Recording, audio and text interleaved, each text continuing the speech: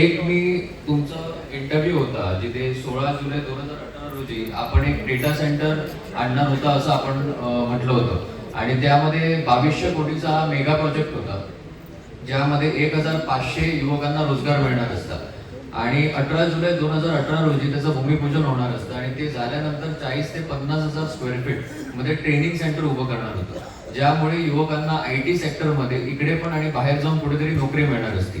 तर त्या मुद्द्याबद्दल मला एक प्रश्न विचारायचा आहे की हा 2016-18 साली जो म्हटला होता डेटा सेंटर आणि आता परत जो तुम्ही म्हणताय की 100 कोटीचा आपण अजून एक डेटा सेंटर सुरू करणार आहोत तर ह्या दोघांमधला नक्की कनेक्शन काय आहे आणि सेकंडली हे डेटा सेंटर या प्रकल्पासाठी पाण्याची पण आवश्यकता लागते तर कुठेतरी आपलं एन्व्हायरमेंट आपलं पर्यावरण त्याला धोका होणार आहे का आणि पाणी याला किती लागणार आहे आणि हे पूर्ण होणार आहे की कारण गेली 8 वर्ष IT इंडस्ट्रीमध्ये जॉब मिळेल म्हणून जे युवक युवती जेनझी ज्यांना कुठेतरी आपलं पण फ्युचर सिक्युअर करायचं आहे आपल्या आई वडिलांची जबाबदारी घ्यायची आहे ते पण वाट पाहतात तर त्याबद्दल मला थोडंसं तुम्ही सांगितलं तर बरं होईल. दुसरा मुद्दा त्यानंतर MPSC UPSC ट्रेनिंग सेंटर तुम्ही सेम त्याच व्हिडिओमध्ये 2018 साली जुलैचा तुमच्या इंटरव्ह्यूमध्ये जो सिंधुदुर्ग लाईव्हला तुम्ही दिला होता त्यात तुम्ही म्हणाला होता की MPSC हे बघा हे तुम्हाला काही जर सूचना द्यायच्या असतील तर त्या तुम्हाला मी काय केलेल्या गोष्टांच्या संदर्भात बोलायचं असेल तर मी तुम्हाला स्वतंत्र वेळ देतो तिथे मी तुम्हाला मी फक्त सूचना ज्या आहेत त्या करतो माझा मेन मुद्दाच आहे की जेनझी आणि युवा पिढी एक असं एक आहे की नवीन जी गोष्ट आहे ती आपण केलेली नाहीये ती झीवर प्रसिद्ध झालेली आहे. ओके. आणि जर पाणी लागलं तर त्या पाण्याची सोय ही आडाळी MIDC ला आहे. एका स्टील प्लांटला पुरेल एवढ्या मोठ्या साईजच्या पाईप तिथं घातलेल्या आहेत. त्याच्यामुळे जर तुमच्या वतीने फॉलोअप करता आला तर आपण तो फॉलोअप 100% करू.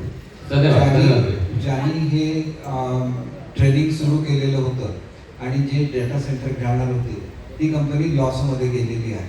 त्याच्यामुळे त्या कंपनीमार्फत हे डेटा सेंटर होणार नाही.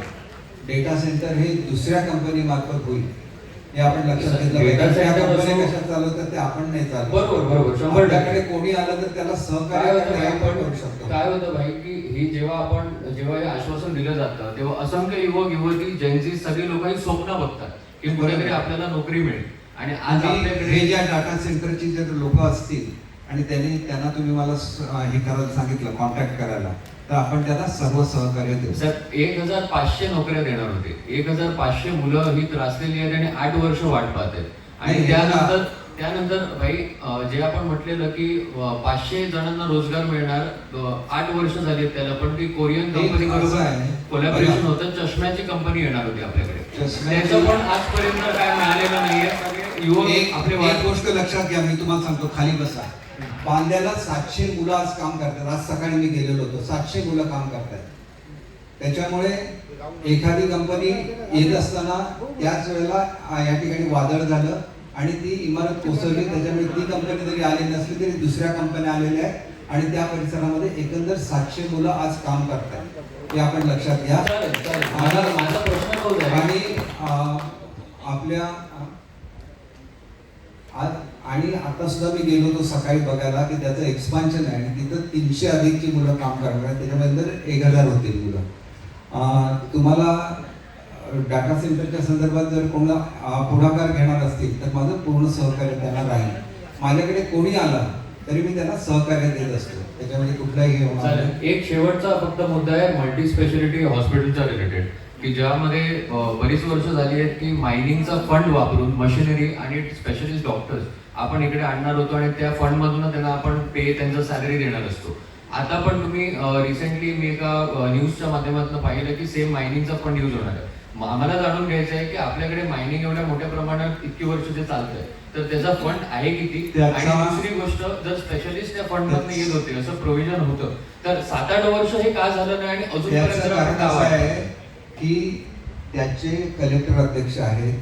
मी अनेक वेळेला आठवण केलेली आहे ज्या वेळेला ही मीटिंग लागेल त्याला आपण हे करू शकतो. पण काय टाइमलाईन अशी सर्वांना मिळू शकेल कारण हे काय प्रश्न माझे नाहीये ते सर्व जनतेचे 100% मी तुम्हाला सांगितलं की मायनिंग मध्ये ह्याची प्रोव्हिजन आहे DMF फंड मध्ये आणि ती प्रोव्हिजन आपल्याला वापरता शेवटचा ॲनिमल इमर्जन्सी सेंटर आणि शेल्टर असा एक विषय एक होता. कारण आपल्याकडे पूर्ण जिल्ह्यामध्ये कुठेही प्राण्यांना रस्त्यावर काही ऍक्सिडेंट झाले किंवा काही प्रॉब्लेम झाला तर आपल्याकडे प्रायव्हेट डॉक्टर्स शिवाय ऑप्शन नसतो. कारण सरकारी जे डॉक्टर आहेत ते वेगवेगळ्या ठिकाणी असल्यामुळे 3-3, 4-4 तास जनावर तिथे रस्त्यावरच राहतात आणि त्यामुळे कुठेतरी जसं मनुष्यांची परिस्थिती आहे की त्यांना आपल्याला बांबोळीला घेऊन जावं लागतं, तसंच सेम या जनावरांना पण आम्ही आमच्या खासगी गाड्यांमधनं, कारण आपल्याकडे ॲम्ब्युलन्सची पण सोय नाही आपल्या पूर्ण जिल्ह्यामध्ये. ठीक आहे, तुम्हाला आणि जर असं आपल्याला काही गोव्याला करायचं घेऊन असेल जावं. ना, तुम्हाला जर पेट ॲम्ब्युलन्स पाहिजे असेल तर तुम्ही माझ्याकडे अर्ज करा, त्याच्यासाठी आपण पैसे उपलब्ध करू. मी अर्ज तर करतोच, कारण मुद्दे खूप आहेत. आज आपल्याला सगळे मुद्दे घेता येत नाही कारण वेळेची मर्यादा आहे. तर जर तुम्ही वेळ दिला डेडिकेटेड तर नक्कीच हे सगळे मुद्दे तुम्ही मला येऊन भेटा कधी. 100%